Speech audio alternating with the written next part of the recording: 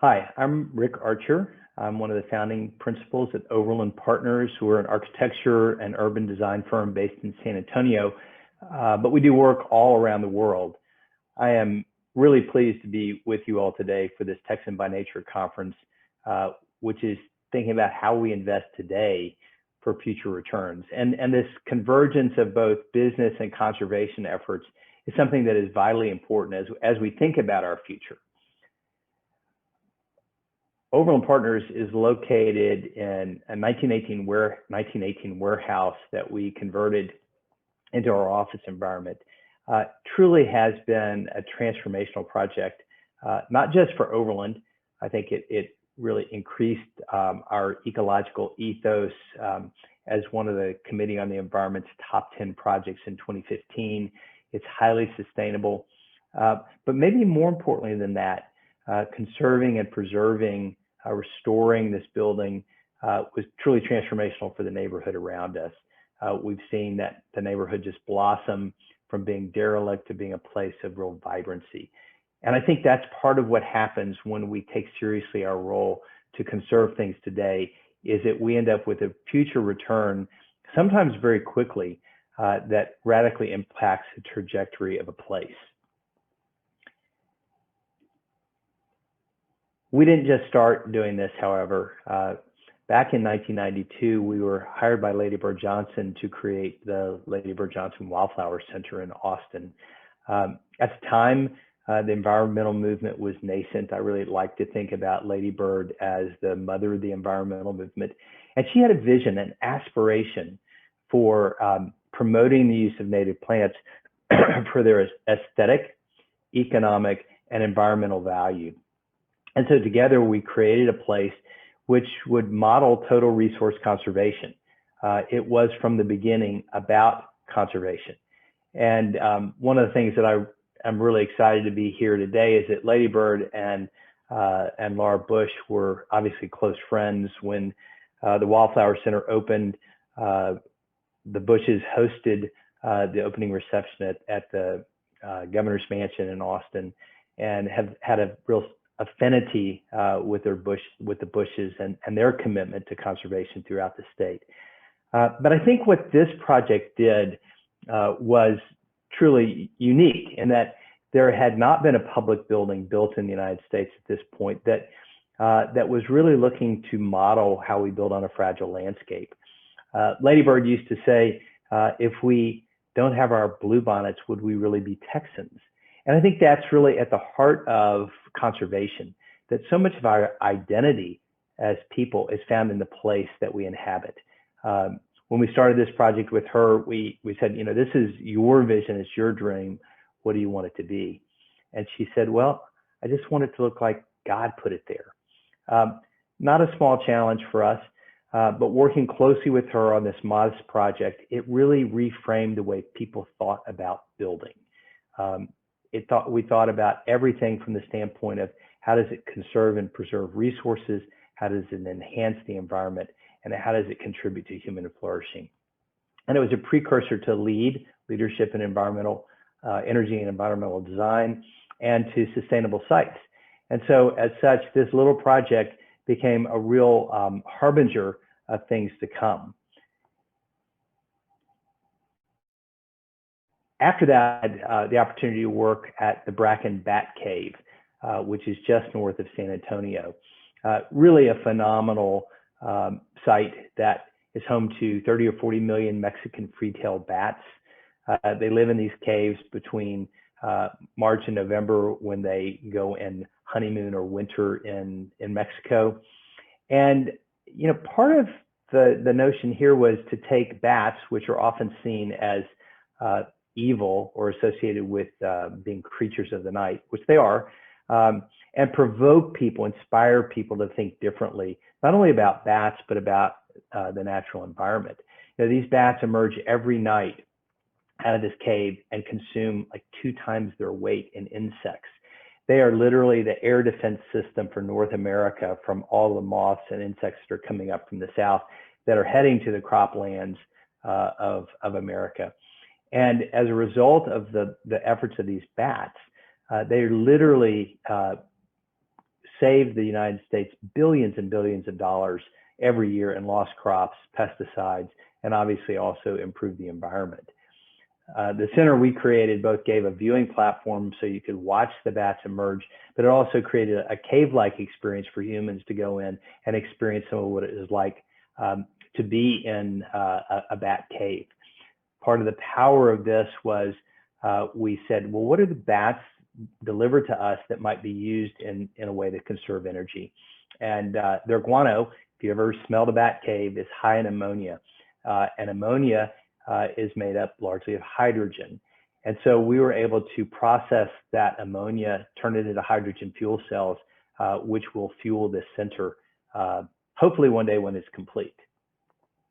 So again, an investment in creative thinking today, an investment in the preservation of habitat returns a future which is biodiverse and really preserves one of the uniquenesses of this state. Up the road from that, near Leakey, Texas, is Lady Lodge. This is a place that was built by the HEB Foundation. And the idea here is to connect man with nature, with God through nature. And so it really is a center of faith and culture that's built on conservation principles.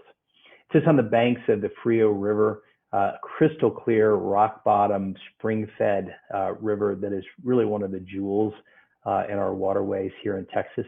And what we did there was we renovated the lodge, but we also created a new place called Cedar Break. It's really a retreat center within the retreat center. And the goal here was to really cultivate that relationship, the relationship between people and one another, between people and nature, and between people and God. And so by cultivating those relationships, we ensure a return that in this case includes making sure that the river is kept pristine for future generations. When we began this project, we measured the water quality of the Frio River. We measured it during construction to make sure that we weren't contributing to its demise. And then we measured it afterward. And in fact, proved that through sustainable building practices, we could improve the water quality downstream of our project. That's a great return. We are currently getting ready to start construction on Quinta Masaplan. Quinta Masaplan is a part of the World Birding Center, a system of 7 sites across the Rio Grande Valley. This one's in McAllen. It's really the crown jewel of the World Birding Center. You may not know, but Texas is one of the greatest places for bird watching because of the number of species that come up through that narrow passageway between North and South America and then begin to fan out across the states. That allows us to really create an incredible bird watching experience, but in this case, create a building which is habitat for the birds so that people and birds can get in closer proximity to one another. We're creating a Center for Urban Ecology, which is a partnership with UT Rio Grande Valley. It also is a way to educate and equip kids and others to think about their future. And it creates an environment which is both fun and exciting to be in and yields a return that both preserves and conserves the bird species, acknowledges that the natural world crosses borders because these birds are coming from South America to North America every year. I think they give us a model for how to live at peace with one another. And they give us a model for how to live at peace with the land.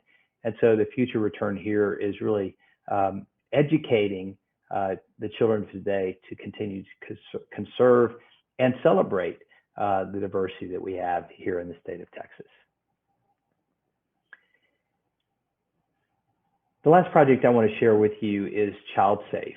And while I talked a lot about our relationship to nature, I think one of the critical things that we like to think about is how do the buildings that we create be more than just buildings, which is what we believe, that they actually have deep embedded potential that's waiting to be unlocked. And in the case of this project, San Antonio sadly has the highest incidence of child abuse per capita in the state. 1 in 4 girls and 1 in 6 boys will be sexually abused by the time they turn 18. And so we have a massive problem. What we've learned, both through research and through collaboration with the staff here at ChildSafe, which is a center for those abused children and their families, is that connecting them to nature is one of the most healing therapies that they can possibly experience. And so the notion that health and nature, conservation and human well-being not only coexist, but are essential to one another is something that we want to celebrate. And so we've created literally a center of well-being here, a center that connects children with nature for flourishing of all people and all generations. Well, you might have noticed there were 5 major topics that I discussed: aspiration, inspiration, relationship, stewardship, and well-being. One of the things that Overland noted over the years was while there were robust measuring systems for how we treated the environment, there really weren't any around how humans and the environment interact for the benefit of both. And so we created what we call the Human Handprint. It's a way that we measure. We set up key performance indicators with our clients before every project. We make sure that we're missionally aligned. That's aspiration, pointing the way. Where are we going? Why are we doing this? What are we trying to accomplish? Inspiration, which is the middle finger, can also be provocation. In the case of this outdoor facility at ChildSafe, we wanted to provoke people to think about this horrible crisis of children in San Antonio. The ring finger is relationships, the relationship between us and nature, us and one another, us and what we believe, the relationship between what we do today and what happens in the future are key things that we're looking at on every single project we do. And then the last digit is a thumb, and it's well-being. How are we doing? Are we contributing to human flourishing? Are we making a difference? Does the place we're creating really matter? And so all of that, the Human Handprint is about taking the kinds of things that Texan by Nature has been promoting, this symbiotic relationship between economics, environment, and aesthetics, and bringing them together in a way that ensures human flourishing for all people. Look forward to being a part of the panel with you. Thanks for listening.